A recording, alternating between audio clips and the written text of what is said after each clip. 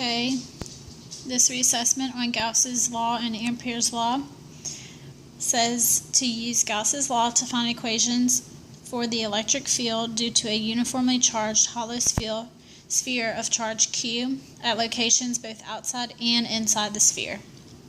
So in this case, I've drawn a Gaussian surface outside of the positively charged sphere.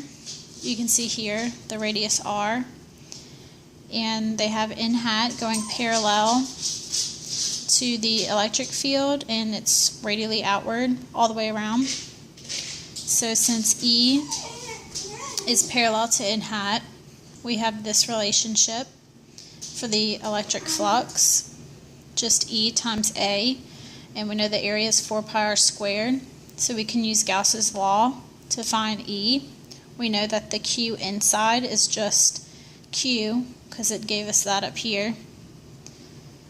And so we rearrange that to find E, and we get this commonly known and used equation, 1 over 4 pi epsilon naught Q over r squared. And so for the inside,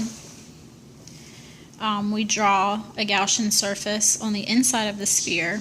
So now the charge on the sphere is actually on the outside of the Gaussian surface. And we can see here that n hat is opposite of the electric field.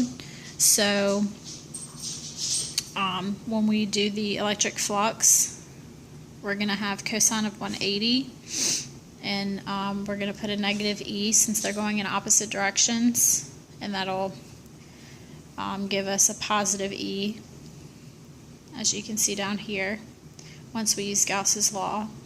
And we have the same area, so we just rearrange that for E, but since there's actually no Q inside the sphere, we get 0 for the Q enclosed, and that also gives us 0 for the electric field.